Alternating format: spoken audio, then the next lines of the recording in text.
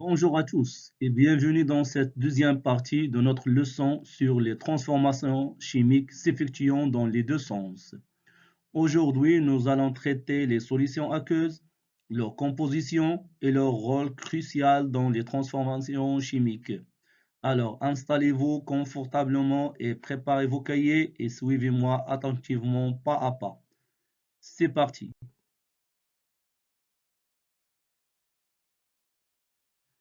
Les solutions aqueuses sont à la base de nombreuses réactions chimiques que nous rencontrons tant en laboratoire que dans la nature. La solution aqueuse est un mélange homogène obtenu par la dissolution d'un solité dans l'eau. L'eau, il joue le rôle d'un solvant. Dans cette animation, on voit que la dissolution d'un solité passe par trois étapes. Première étape, c'est la dissociation de ce solité dans l'eau. Deuxième étape, c'est la solvatation lorsqu'il y a un solvant ou l'hydratation s'il y a l'eau. Troisième étape, c'est la dispersion dans tout le mélange. Donc, dans les solutions aqueuses, on peut remplacer H+ par H3O+, parce qu'il n'y a pas de proton H+ libre dans les solutions aqueuses. Donc, il va mettre en liaison avec H2O pour former H3O+. Donc, H+ dans l'eau, ce n'est que de H3O+ aqueux. Voici quelques exemples de la dissolution d'un solité dans l'eau. Par exemple, lorsque le sel de table NaCl dissout dans l'eau, il se dissocie en ion de sodium Na+ aqueux et ion de chlorure Cl- aqueux. Prenons un deuxième exemple, le chlorure d'hydrogène à l'état gazeux, lorsqu'il dissout dans l'eau, il donne la solution de l'acide chlorhydrique sous la formule H+ aqueux plus Cl- aqueux. On peut écrire la dissolution de HCl dans l'eau par une autre façon, telle que HCl réagit avec H2O selon une réaction acido-basique pour former la solution H3O+ aqueux plus Cl- aqueux. Donc, la solution de l'acide chlorhydrique, il peut exprimer par deux façons, soit par H+ aqueux plus Cl- aqueux ou H3O+ aqueux plus Cl- aqueux. De même, pour l'acide sulfurique, H2SO4 à l'état liquide, lorsqu'il dissout dans l'eau, il libère deux protons H+ aqueux plus SO4-. De même, il peut réagir avec H2O pour former la formule chimique de la solution de l'acide sulfurique, 2H3O+ aqueux plus SO4- aqueux. Maintenant que nous avons bien compris la dissolution de différents solités dans l'eau, passons à un exercice pratique pour appliquer ce que nous avons appris. Je vous demande d'écrire l'équation de la dissolution d'un électrolyte dans l'eau. Ici, vous avez 4 exemples. Essayez de réfléchir bien et donner la formule chimique de chaque solution.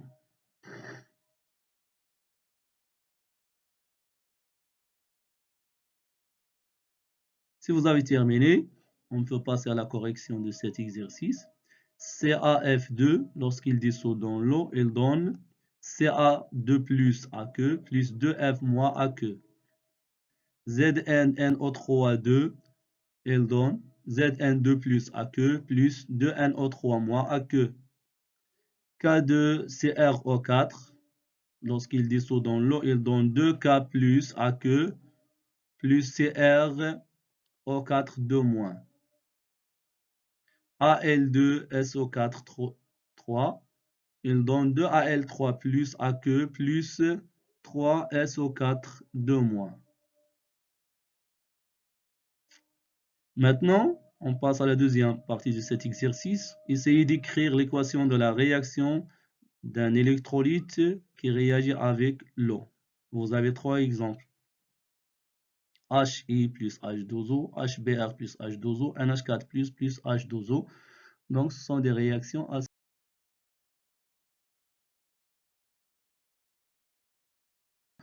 Donc, ce sont des réactions acido-basiques. La formule de la première solution, c'est H3O plus aqueux plus I-aqueux. C'est la formule de l'acide iodhydrique. HBr plus H2O donne H3O plus aqueux plus Br moins aqueux. NH4 plus H2O donne NH3 aqueux plus H3O plus aqueux.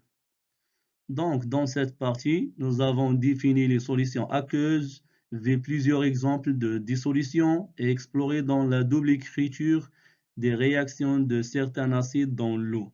Nous avons également pratiqué avec 2 exercices d'application.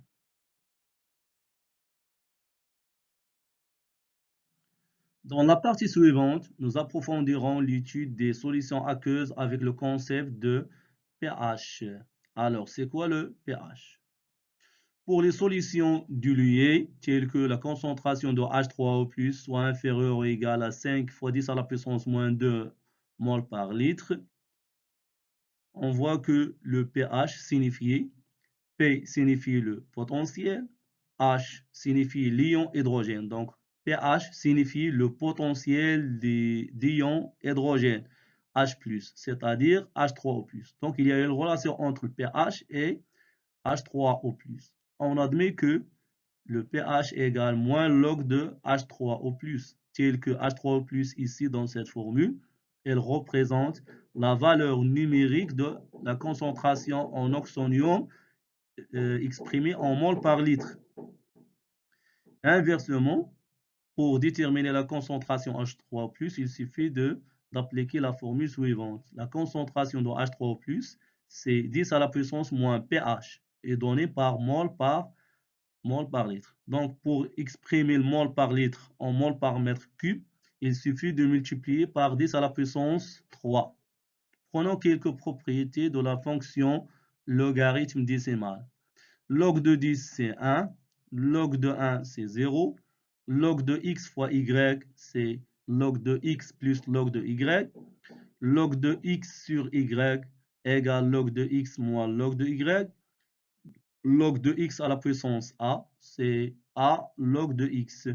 Log de 10 à la puissance x, c'est x. Log de y égale x. Dans ce cas, y égale 10 à la puissance x. Voici quelques propriétés de la fonction réciproque. 10 à la puissance 0, c'est 1. 10 à la puissance 1, c'est 10. 10 à la puissance x fois 10 à la puissance y, c'est 10 à la puissance x plus y.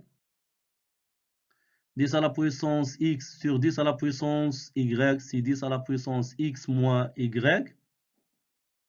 10 à la puissance log de x égale x. Y, si y égale 10 à la puissance x, dans ce cas, log de y égale x. Pour représenter l'axe de pH en relation avec la concentration H3O+, on prend quelques valeurs. Par exemple, si la valeur de pH égale 0, dans ce cas, la valeur de la concentration H3O+ égale 1. Si la valeur de la concentration H3O+ égale 10 à la puissance moins 7, dans ce cas, pH égale 7. Si le pH égale 9, donc la concentration H3O+ égale 10 à la puissance moins 9. On remarque qu'il y a une relation entre pH et H3O+. Hein? C'est inversement proportionnel. Si la valeur de pH diminue, dans ce cas, la concentration H3O+ augmente. Et si la valeur de pH augmente, la concentration H3O+ diminue. Maintenant, comment on peut mesurer la valeur de pH d'une solution aqueuse? Il y a 3 méthodes. La première méthode, on utilise des indicateurs colorés. On prend ici deux exemples. Le premier exemple, c'est le BBT, le bleu de bromothymol. Il est caractérisé par trois couleurs. La couleur jaune a sa forme acide et la couleur vert a sa forme neutre et la couleur bleue a sa forme basique. Le deuxième exemple, c'est l'héliantine. Il est caractérisé par trois couleurs. À sa forme acide, il est rouge. À sa forme neutre, il est orange. À sa forme basique, il est jaune.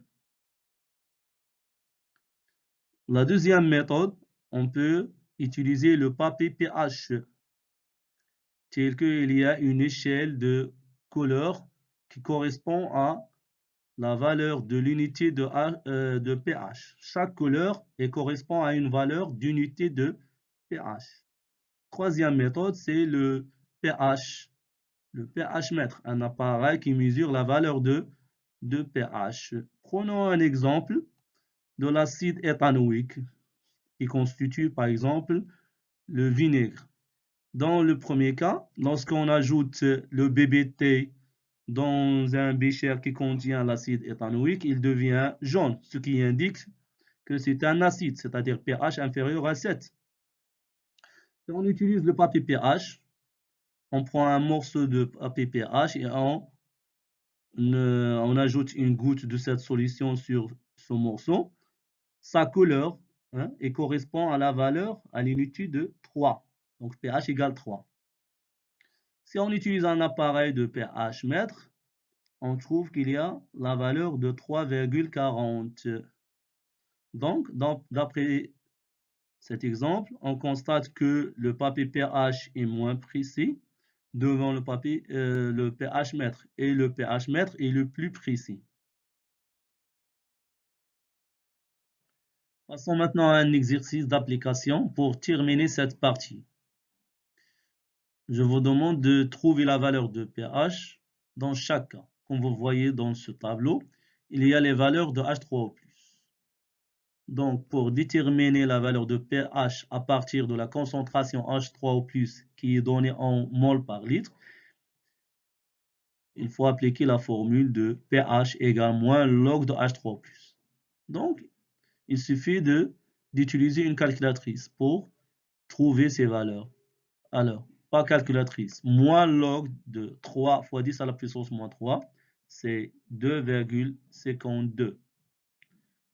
Moins log de 10 à la puissance moins 5, c'est 5. Moins log de 5,8 10 à la puissance moins 6, c'est 5,24. Moins log de 2 fois 10 à la puissance moins 8, c'est presque 7,7. Moins log de 10 à la puissance moins 10, c'est 10. Moins log de 7 fois 10 à la puissance moins 12, c'est 11,15. Donc, il suffit d'appliquer cette formule à l'aide d'une calculatrice. Maintenant, pour la question suivante, essayez de trouver la valeur de pH d'une solution telle que la concentration de H3O+, égale 5 mol par mètre cube. Si tu fais l'application directe de cette formule, donc tu fais une erreur. Pourquoi? Parce que la concentration de H3O+ est donnée en mol par mètre cube. C'est pourquoi il faut transformer cette concentration en mol par litre. Il suffit de multiplier par 10 à la puissance moins 3. Donc sa valeur, c'est 2,3. On passe à la dernière question. Essayez de trouver la valeur de la concentration H3O+. Dans ce cas, vous avez la valeur de pH. Donc, vous avez la valeur de pH et je vous demande de déterminer la concentration de H3O+. Donc, il faut appliquer la formule suivante. La concentration de H3O+ est égale 10 à la puissance moins pH et cette valeur est exprimée en mol par litre, comme vous le voyez dans le tableau. Donc, 10 à la puissance moins pH, tel que pH égale 2, donc la valeur de H3O+, c'est 10 à la puissance moins 2. Pour pH égale 2,66, donc 10 à la puissance moins 2,66, c'est presque 2,2, 10 à la puissance moins 3. 10 à la puissance moins 5,48, c'est presque 3,3, 10 à la puissance moins 6. Pour pH égale 7, c'est 10 à la puissance moins 7. Pour 9,89, donc c'est 1,3, 10 à la puissance moins 10.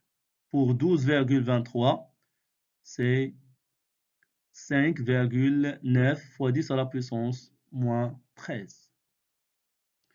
Donc comme ça, nous avons vu les notions de base concernant les solutions aqueuses et le pH d'une solution aqueuse. Voilà, nous avons terminé cette deuxième partie où nous avons traité les notions de solution aqueuse, le pH d'une solution aqueuse et mise en pratique avec 2 exercices d'application. Dans la prochaine vidéo, nous abordons les transformations chimiques s'effectuant dans les deux sens. C'est un concept essentiel pour comprendre les équilibres chimiques. Restez avec nous pour continuer à apprendre et développer ensemble. À bientôt.